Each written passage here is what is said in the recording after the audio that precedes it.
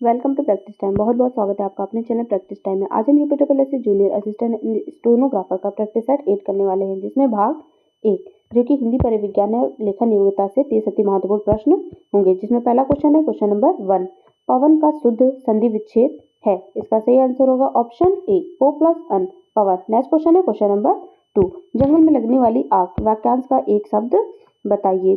जो जंगल में लगने वाली आग होती है उसे हम बोलते हैं दावानल, जबकि पेट में लगने वाली आग को जठरानल बोलते हैं और समुद्र में लगने वाली आग को बड़वानल बोलते हैं। नेक्स्ट क्वेश्चन है क्वेश्चन नंबर 3, सकल शक्ल का अर्थ क्या होता है। क्वेश्चन नंबर 3 का सही आंसर है ऑप्शन सी, संपूर्ण और अंश। नेक्स्ट क्वेश्चन है क्वेश्चन नंबर 4, अंबर का अर्थ आकाश होता है, अंबर का अन्य अर्थ क्या होता है। इसका सही आंसर होगा ऑप्शन ए, वस्त्र। अंबर का अर्थ आकाश होता है, उसी प्रकार अंबर का अर्थ है अन्य अर्थ वस्त्र होता है। नेक्स्ट क्वेश्चन है क्वेश्चन नंबर 5, यातुधान का पर्यायवाची शब्द है। इसका सही आंसर होगा ऑप्शन डी, निशाचर। यातुधान का पर्यायवाची निशाचर, राक्षस, असुर, दैत्य, दानव और सुरारी, जबकि रजनीचर भी होता है। जबकि वसन का पर्यायवाची जो होता है वो कपड़ा, वस्त्र, पट और चीर होता है। जबकि आग का जो पर्यायवाची होता है वो अग्नि, अनल, पावक, वाहनी और हुताशन होता है। और अश्व का पर्यायवाची घोड़ा, तुरंग, बाजी, घोटक है और सैंधव और रविशुद्ध होता है। यहाँ पर यातुधान का पर्यायवाची शब्द निशाचर है। नेक्स्ट क्वेश्चन है क्वेश्चन नंबर 6, विराट का विलोम शब्द है। विराट का विलोम शब्द क्षुद्र होता है, क्षुद्र होता है। क्वेश्चन नंबर 6 का सही आंसर होगा ऑप्शन डी। नेक्स्ट क्वेश्चन है क्वेश्चन नंबर 7, धातु पर किस प्रत्यय जोड़कर वर्तमान कालिक कृदंत बनते हैं। क्वेश्चन नंबर 7 का सही आंसर होगा ऑप्शन डी, ता। धातु पर ता प्रत्यय जोड़कर वर्तमान कालिक कृदंत बनते हैं। जैसे लिख प्लस ता, लिखता, पढ़ प्लस ता, पढ़ता। नेक्स्ट क्वेश्चन है क्वेश्चन नंबर 8, निम्नलिखित शब्दों में किस शब्द में उपसर्ग नहीं है। दिए गए विकल्प में मिलान शब्द में कोई उपसर्ग नहीं है। अन्य शब्दों में जैसे सुपुत्र में सु और सुउपसर्ग, जबकि अधर्म में औपसर्ग और सुकर्म में सु उपसर्ग है। क्वेश्चन नंबर 8 का सही आंसर होगा ऑप्शन ए। नेक्स्ट क्वेश्चन है क्वेश्चन नंबर 9, निम्नलिखित शब्दों में एक तत्सम शब्द है, उसे चयनित कीजिए।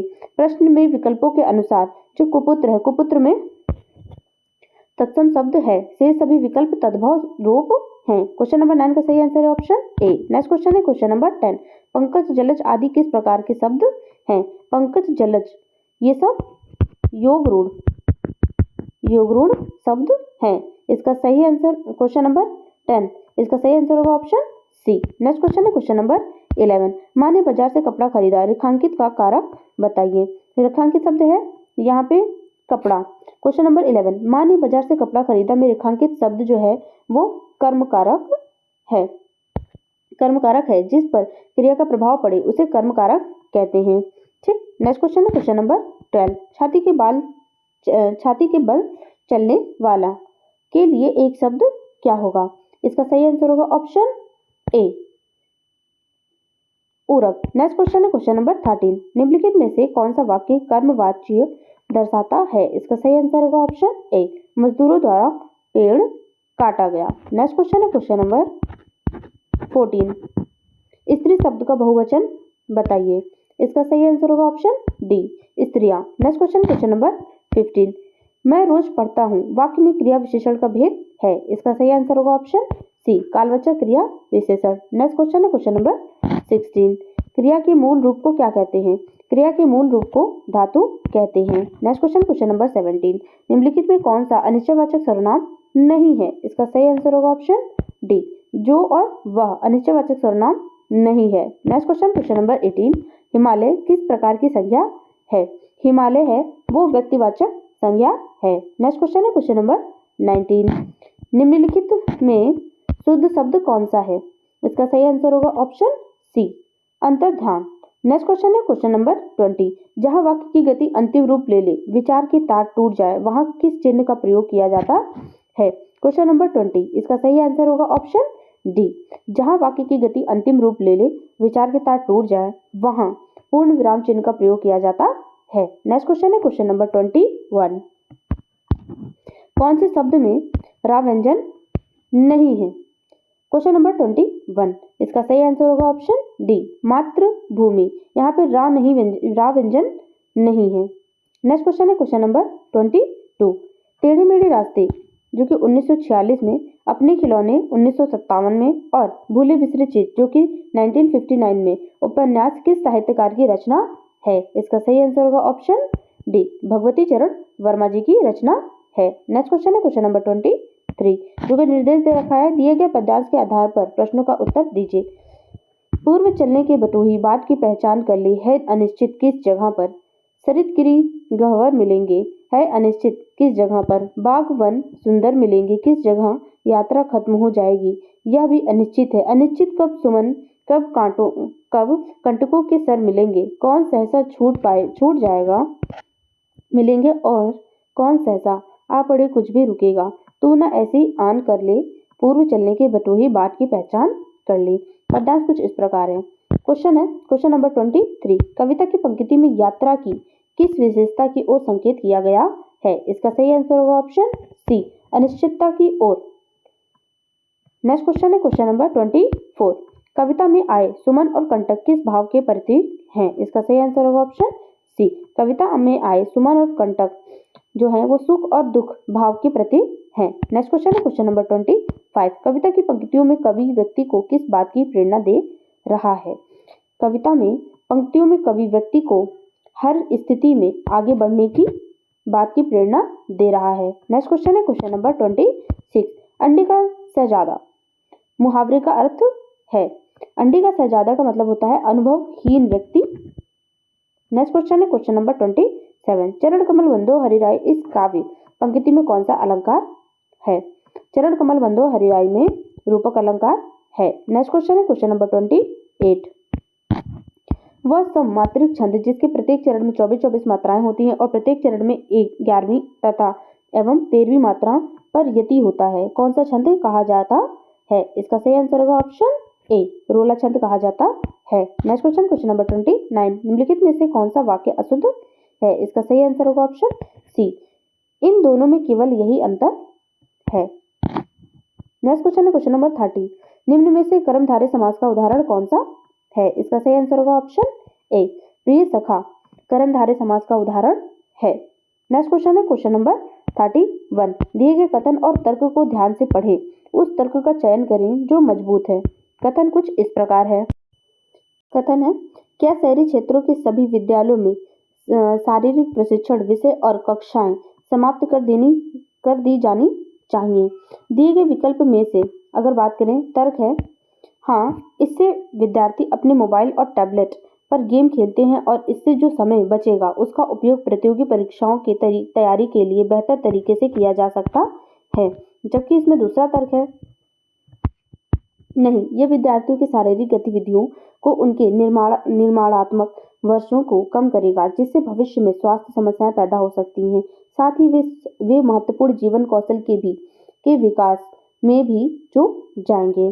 क्वेश्चन नंबर 31, अगर हम बात करें इसकी, तो विद्यार्थियों के लिए जो विशेषकर शहरी स्कूलों के बच्चों को शारीरिक शिक्षा व व्यायाम की अत्यधिक आवश्यकता होती है, जो कि उनके शारीरिक व मानसिक विकास में सहायक है। स्कूल में इसे बंद कर देने पर भविष्य में बच्चों की स्वास्थ्य संबंधी समस्या पैदा हो सकती है। अतः केवल तर्क 2 मजबूत है। नेक्स्ट क्वेश्चन है क्वेश्चन नंबर 32, आपको पता चला है कि आपके एक चचेरे भाई ने अपने 1 साल के बच्चे को अनिवार्य टीका नहीं लगवाया है। इस स्थिति में आपका सबसे अधिक तार्किक उत्तर क्या होगा? तो यदि आपके एक चचेरे भाई ने अपने 1 साल के बच्चे के अनिवार्य टीका नहीं लगवाया तो ऐसी स्थिति में आप उसे प्राथमिकता पर टीका लगवाने के लिए डॉक्टर से मिलने के लिए कहेंगे। क्वेश्चन नंबर 32 का सही आंसर है ऑप्शन बी, आप उसे प्राथमिकता पर टीका लगवाने के लिए डॉक्टर से मिलने के लिए कहेंगे। नेक्स्ट क्वेश्चन है क्वेश्चन नंबर 33, विकल्प में से लापता संख्या चुनें। यहाँ पे एक वैल्यू दे रखी है, इसमें बताना एक्स की जगह पर क्या आएगा। जैसे एल के बाद यहाँ पे क्वेश्चन नंबर 33, एल के बाद यहाँ पे एम दिया गया है +1, उसी प्रकार m +1 n माइनस यहाँ पे ये वैल्यू रिपीट हुई है m, ठीक है। तो यहाँ पे आ जाएगा, फिर इसी को प्लस करेंगे m+1 n, n+1 o।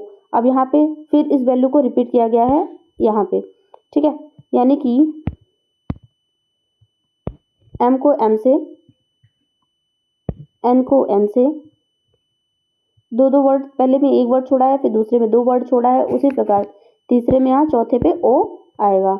जैसे कि यहाँ पे l के बाद आता है m, m के बाद n, फिर ये सीरीज हुई m के बाद n, n के बाद o, ठीक है, n o p, p के बाद फिर यहाँ से n आ गया, n के बाद o, o के बाद p, p के बाद q, q के बाद r। उसी तरीके से यहाँ पे o आ जाएगा तो o के बाद आएगा p, p के बाद q, q के बाद r, r के बाद यहाँ पे डायरेक्ट आ जाएगा s, यानी इसकी वैल्यू ये होगी।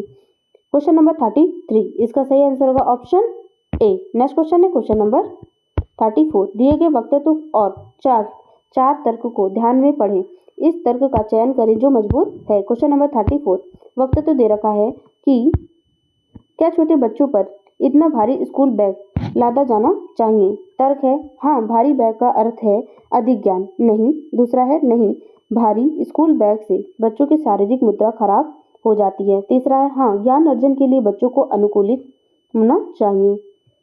जबकि चौथा है नहीं, एक भारी बैग से कभी भी ज्ञान संग्रह सुनिश्चित नहीं होता है। क्वेश्चन नंबर 34, वक्तत्व के अनुसार ठोस जो तर्क है वो दूसरा और चौथा सही है, इसीलिए इसका सही आंसर होगा ऑप्शन सी, दूसरा व चौथा ठोस तर्क सही है। नेक्स्ट क्वेश्चन है क्वेश्चन नंबर 35, नीचे दिए गए विकल्पों में से संबंधित चित्र को चुनिए।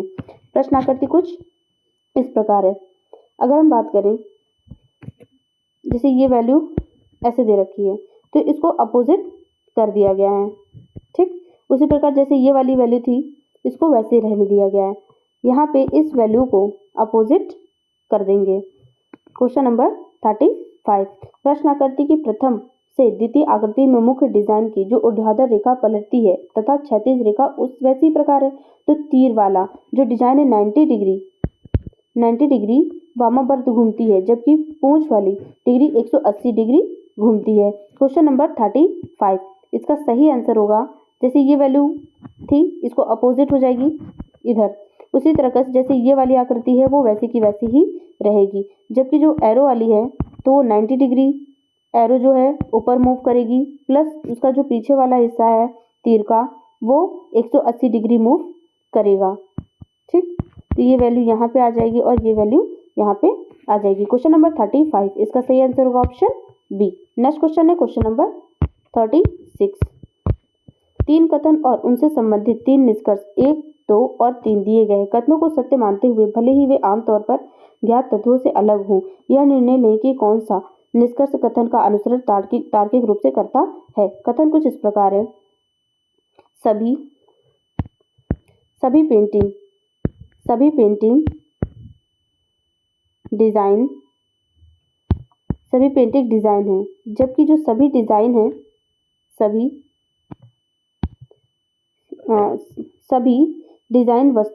सभी डिजाइन जो है वो घर हैं, हाउस हैं, और सभी घर क्या हैं, सभी घर वस्तुएं हैं, ठीक है, वस्तुएं हैं। तो यहाँ पे कहा गया निष्कर्ष है सभी डिजाइन वस्तुएं हैं। क्या जो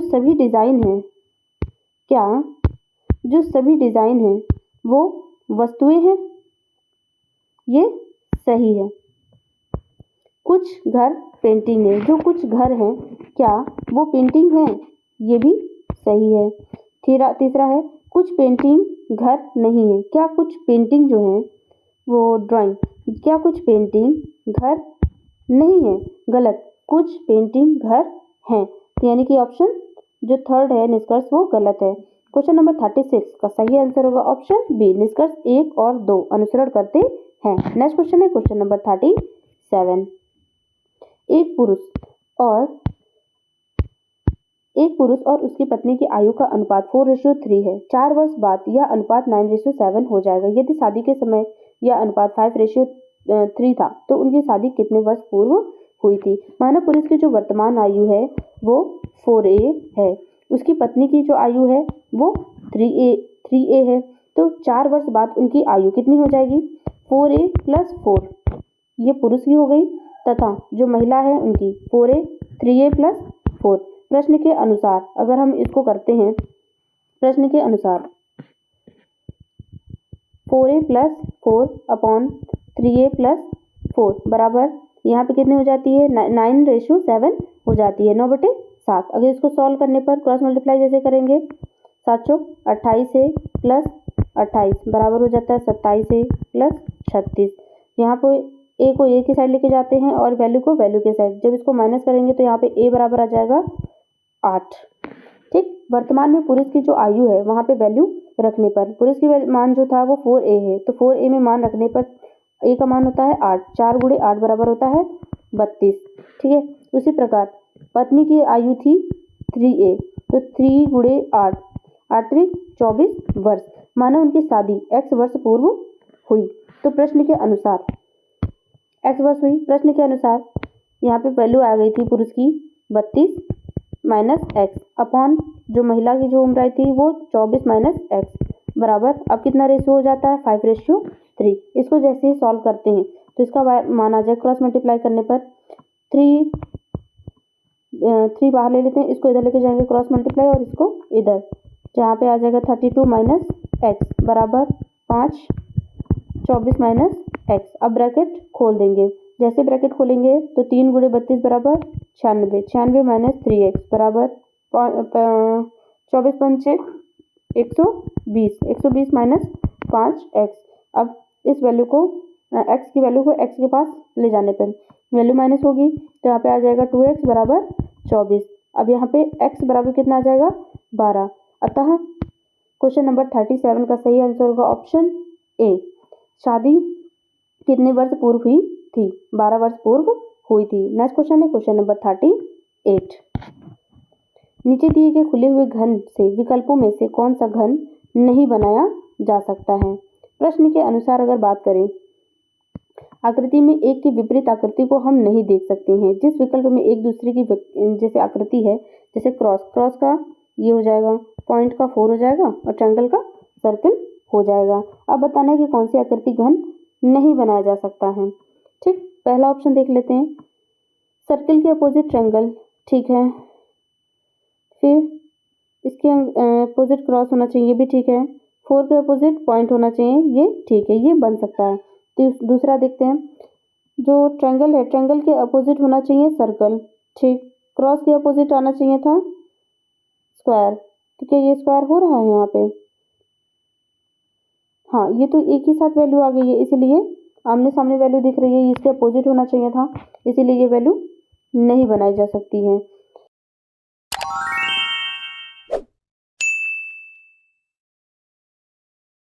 क्वेश्चन नंबर 39, इसको जैसे ही सॉल्व करते हैं, ठीक है। इसमें 9 इंटू 7 प्लस 5 प्लस 3, यहाँ पे इसको सॉल्व करने पर साथ में यहाँ अगर इसको जैसे सॉल्व करते हैं, 7 7 49, 7 में 7 में 63, 63 प्लस 7, यहाँ पे वैल्यू आ जाएगी 71। इसी प्रकार दूसरे चित्र करने पर 8 दूनी 16, 4 चौक 16, 8 दूनी 16, लेकिन इसको प्लस करना है, 8 प्लस 2 10, इसकी वैल्यू आ जाएगी जोड़ने पर 26। उसी तरीके से तीसरे वाले को भी करेंगे, 6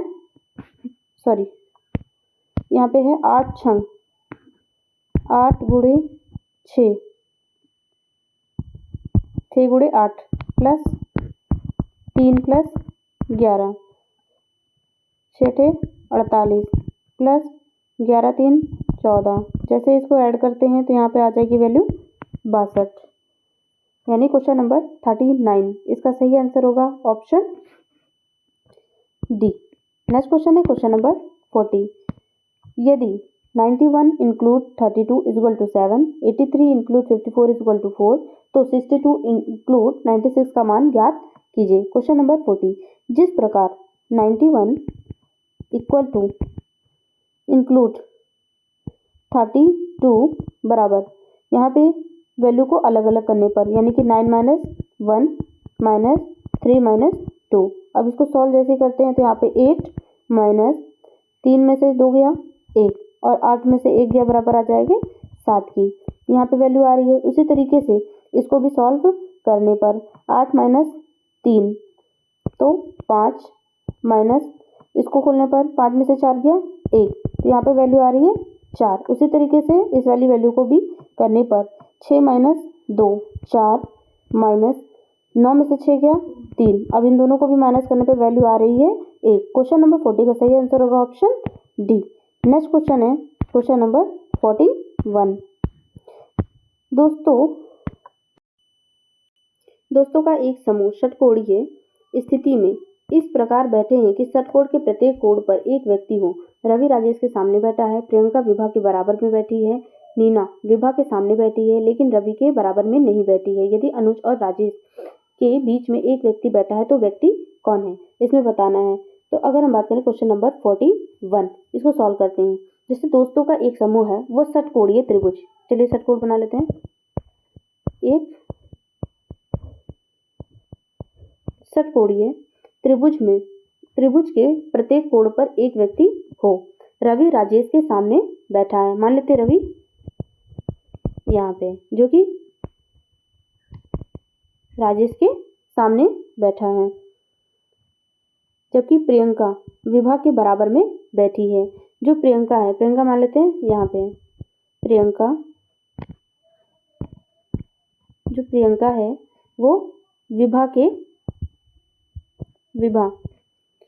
के सामने बैठी है लेकिन रवि के बराबर में नहीं बैठी है, यानी कि ये रवि के बराबर में नहीं है। यदि अनुज और राजेश के बीच में एक व्यक्ति बैठा है, यानी कि अनुज और राजेश, मान लेते हैं यहाँ पे गैपिंग है तो यहाँ पे अनुज को रख देते हैं।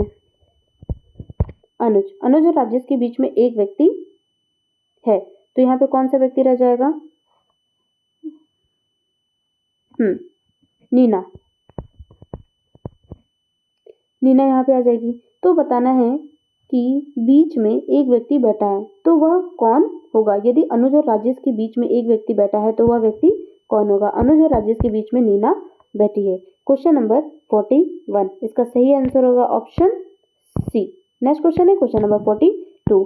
10वीं कक्षा के डिवीजन ए में 45 छात्रों द्वारा प्रत्येक प्राप्त किए गए अंकों का औसत 69 है। डिवीजन बी के 65 छात्रों के अंकों का औसत 65 है और डिवीजन सी के 50 छात्रों के अंकों का औसत 63 है। 10वीं कक्षा के तीनों डिवीजन के छात्रों के अंकों का औसत ज्ञात कीजिए। Question number 42। 10वीं कक्षा के जो डिवीजन है ए में 45 छात्रों द्वारा प्राप्त किए गए जो कुल योग है उसका वैल्यू आ जाएगा 45 गुणे 69।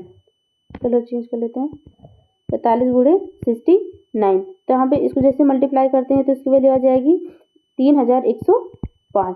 उसी प्रकार डिवीजन बी के जो है 65 छात्रों को अंकों का योग 65 का 65 गुणे 65 बराबर आ जाएगा 42 25, यानी कि 4225। और डिवीजन सी में 50 छात्रों के अंकों का योग, जैसे ही 50 करते हैं ए हो गई वैल्यू, बी और सी।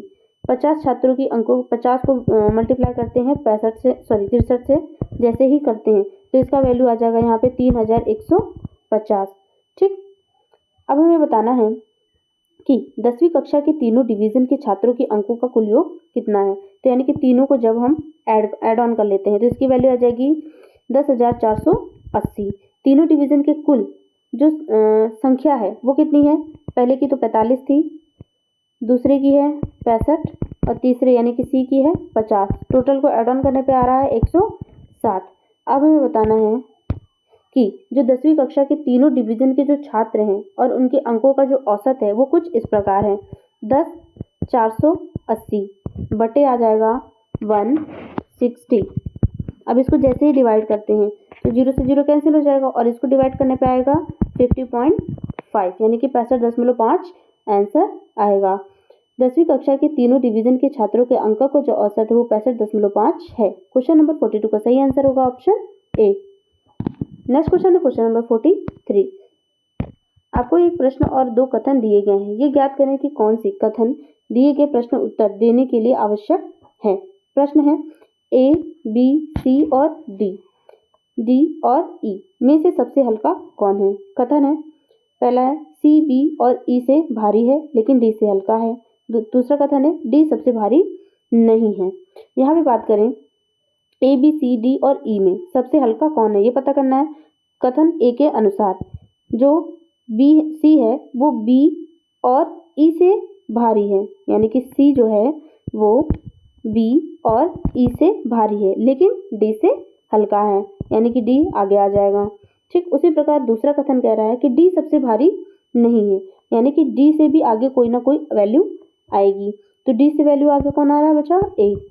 ए। अब हमें बताना है कि ए बी सी में सबसे हल्का कौन है। ए बी और सी कथन के अनुसार इसमें ये वैल्यू नहीं बताई गई है कि बी और ई में से कौन भारी है और कौन नहीं। तो कथन के अनुसार एक और कथन दो दोनों एक साथ प्रश्न के लिए पर्याप्त नहीं है। क्वेश्चन नंबर 43 का सही आंसर होगा ऑप्शन डी।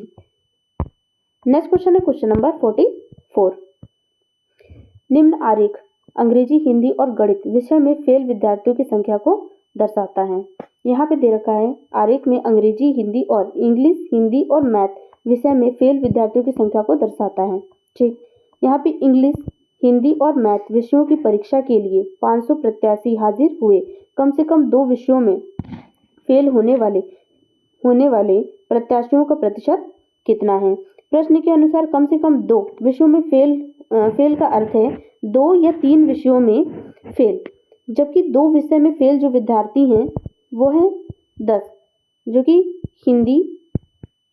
हिंदी और इंग्लिश, 2 विषयों में जो फेल है हिंदी और इंग्लिश में 10 लोग, प्लस उसी तरीके से हिंदी और मैथ में 12 लोग फेल होंगे, प्लस इंग्लिश और मैथ में 12 लोग फेल हैं। और 3 विषयों में फेल विद्यार्थियों जैसे कि जो तीनों विषय में हैं वो 5। ठीक, Hindi plus English plus math. अब हम कुल विद्यार्थियों की संख्या जोड़ेंगे, कितने बच्चे फेल हैं। ठीक, तो 10 प्लस 12 प्लस 12 प्लस 5 यानी कि वो वैल्यू आ जाएगी टोटल 39। फेल विद्यार्थियों का प्रतिशत निकालने पर फेल विद्यार्थी हैं 39 बटे टोटल वैल्यू ऐड करने पर आ रहा है 500, 500 गुणे 100। जैसे इसका परसेंटेज निकालेंगे तो यहाँ पर आ जाएगा 7.8%। क्वेश्चन नंबर 44 इसका सही आंसर हो जाएगा, इसका सही आंसर है ऑप्शन डी 7.8%। नेक्स्ट क्वेश्चन है क्वेश्चन नंबर 45। कथन 1 ओडिशा अब भी एक अविकसित राज्य है। कथन दूसरा है गरीबी, बेरोजगारी और निरक्षरता जैसी समस्या हल नहीं हुई है। निष्कर्ष है ओडिशा प्रशासन की संवेदनशीलता प्राप्त नहीं है। दूसरा है यह ईश्वर की इच्छा है। क्वेश्चन नंबर 45 ओडिशा एक अविकसित राज्य है। इससे बहुत सारे कारण हो सकते हैं, जैसे शिक्षा, रोजगार, पानी, बिजली, सड़क और प्रशासन। किसी राज्य के विकास में केवल प्रशासन की भूमिका नहीं है, सारी समस्याओं का हल हर एक इंसान के पास है। अतः निष्कर्ष 1 और 2 दोनों ही गलत हैं। क्वेश्चन नंबर 45 का सही आंसर होगा ऑप्शन डी, ना तो 1 और ना ही 2 सही है। नेक्स्ट क्वेश्चन है क्वेश्चन नंबर 46। गौतम बुद्ध कौन से गणराज्य के थे? इसका सही आंसर होगा ऑप्शन बी, शाक्य गणराज्य के थे। नेक्स्ट क्वेश्चन है क्वेश्चन नंबर 47। निम्नलिखित में से किसका सही मेल नहीं है? इसका सही आंसर होगा ऑप्शन डी, जैन मंदिर खजुराहो सही मेल नहीं है। Next question number 48। दिल्ली सल्तनत की राजकीय भाषा क्या थी? इसका सही आंसर होगा option c, Farsi. Next question number 49। Bharat में सबसे लंबा समुद्र तट सी बीच कहाँ है? इसका सही आंसर होगा ऑप्शन डी, मरीना बीच। नेक्स्ट क्वेश्चन है क्वेश्चन नंबर 50।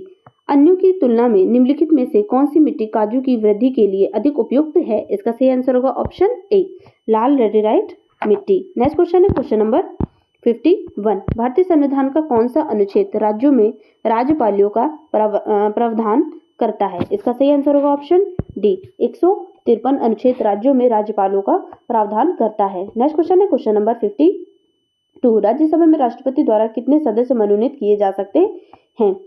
राज्यसभा में राष्ट्रपति के द्वारा 12 सदस्य मनोनीत किए जा सकते हैं। इसका सही आंसर होगा ऑप्शन सी। नेक्स्ट क्वेश्चन है क्वेश्चन नंबर 53।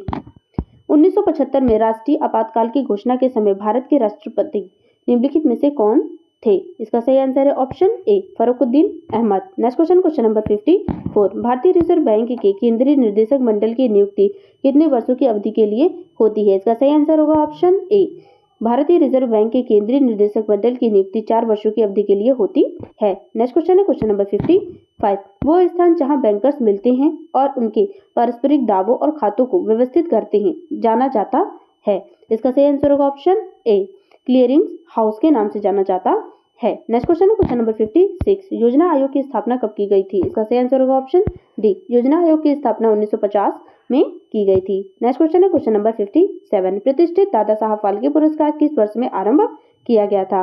प्रतिष्ठित दादा साहब फाल्के पुरस्कार 1969 में आरंभ किया गया था। इसका सही आंसर होगा ऑप्शन डी। नेक्स्ट क्वेश्चन है क्वेश्चन नंबर 58। दजोखां की शासकीय भाषा है? किसकी शासकीय भाषा है? इसका सही आंसर होगा ऑप्शन सी, भूटान की शासकीय भाषा है। Next question question number 59। द्विफोकसी लेंस का आविष्कार किस वैज्ञानिक ने किया था? द्विफोकसी लेंस का आविष्कार बेंजामिन फ्रैंकलिन वैज्ञानिक ने किया था। इसका सही आंसर है ऑप्शन ए। नेक्स्ट क्वेश्चन है क्वेश्चन नंबर 60। एलईडी का आविष्कार किसने किया? एलईडी का आविष्कार निक होलोंकी ने किया था। Next question question number 61।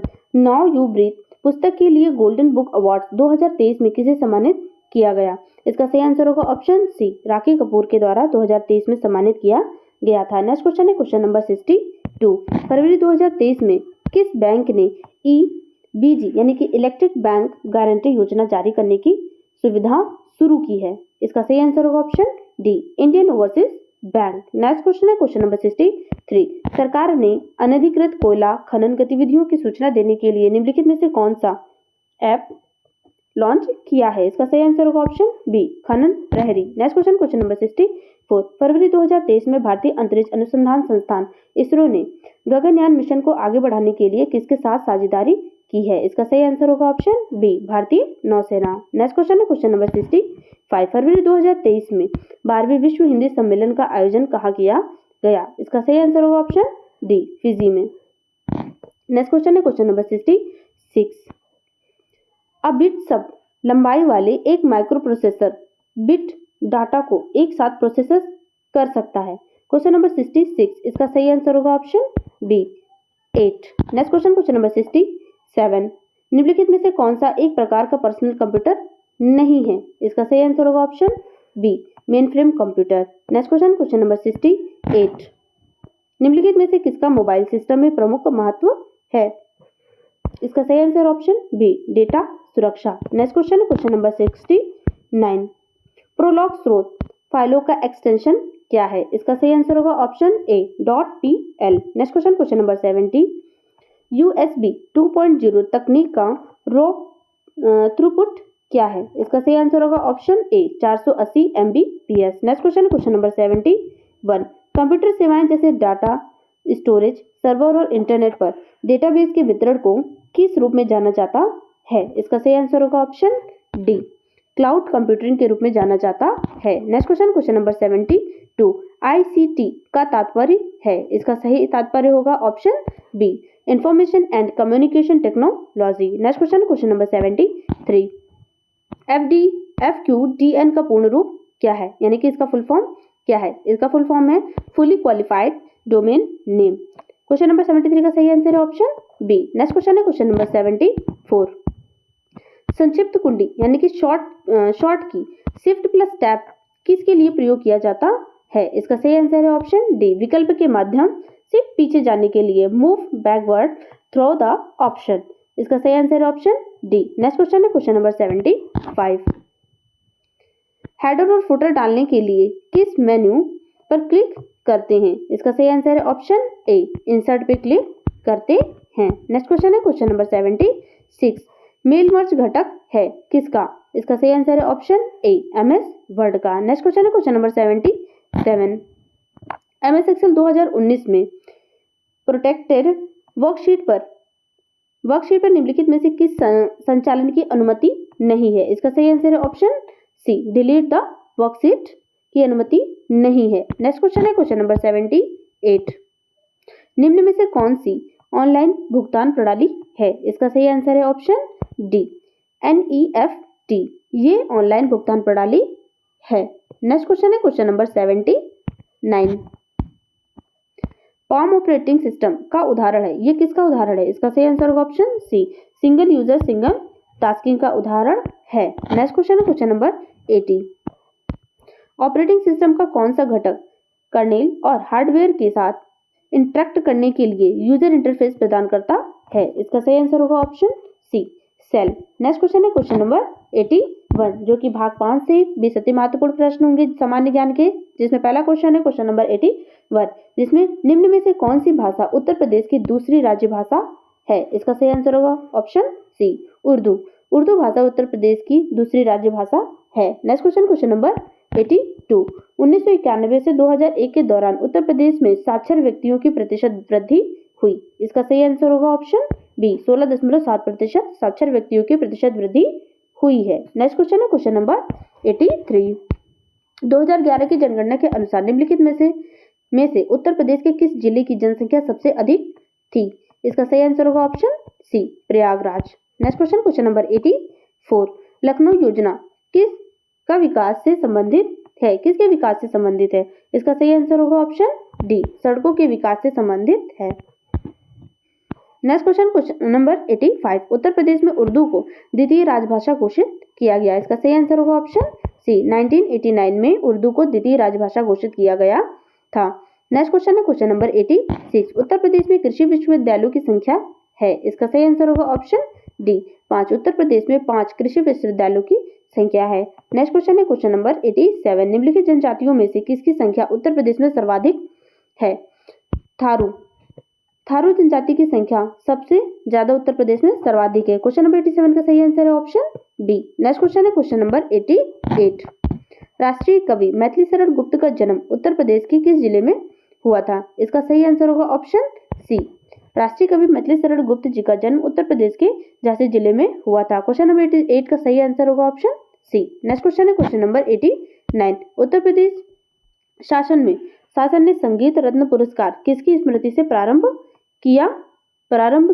वे हैं उस्ताद बिस्मिल्लाह खां। उत्तर प्रदेश शासन ने संगीत रत्न पुरस्कार उस्ताद बिस्मिल्लाह खां की स्मृति में प्रारंभ किया। नेक्स्ट क्वेश्चन है क्वेश्चन नंबर 90, अवध राज्य जिसे औध भी कहा जाता है पर 1722 से 1856 तक मुस्लिम शासकों का शासन था। अवध पर शासन करते समय शासकों ने निम्नलिखित में से कौन सी उपाधि धारण की थी? क्वेश्चन नंबर 90, इसका सही आंसर होगा ऑप्शन सी, नवाब। नेक्स्ट क्वेश्चन है क्वेश्चन नंबर 91, मध्यकाल में उत्तर प्रदेश के किस जनपद को शिक्षा का केंद्र होने के कारण सिराज ए हिंद कहा जाता था? इसका सही आंसर होगा option C, Jaunpur. Next question question number 92, उत्तर मध्य रेलवे का मुख्यालय स्थित है?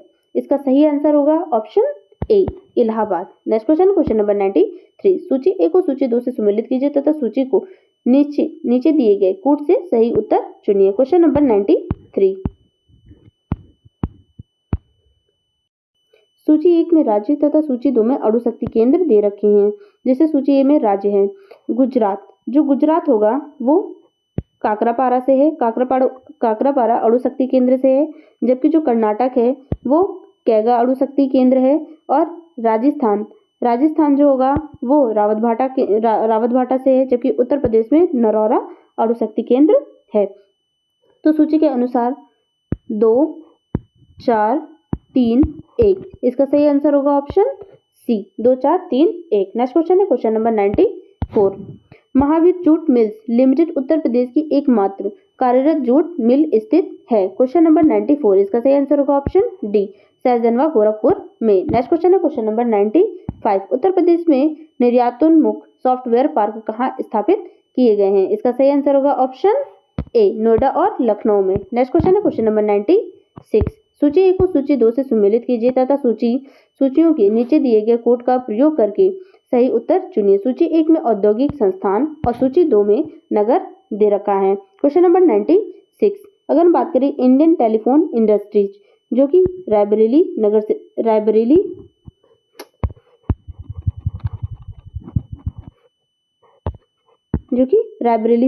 से है, औद्योगिक संस्थान स्थापित है, जबकि ट्रांसफार्मर बैटरी ये है झांसी में, कृत्रिम अंग निर्माण अंग जो कि कानपुर से है, और उर्वरक कारखाना जो है वो फूलपुर से है। क्वेश्चन नंबर 96, इसका सही आंसर होगा ऑप्शन सी, 2, 3, 1, 4।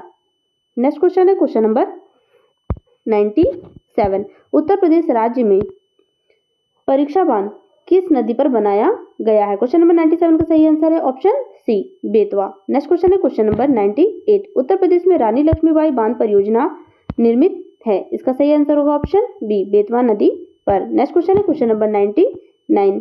आम की लंगड़ा किस्म उत्तर प्रदेश के निम्न में से किस जिले में अद्भुत मानी जाती है?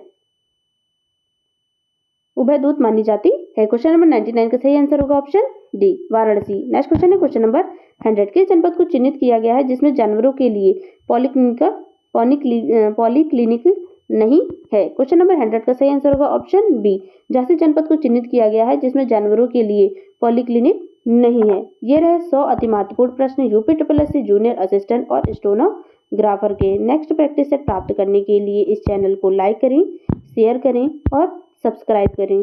Thank you for watching this channel.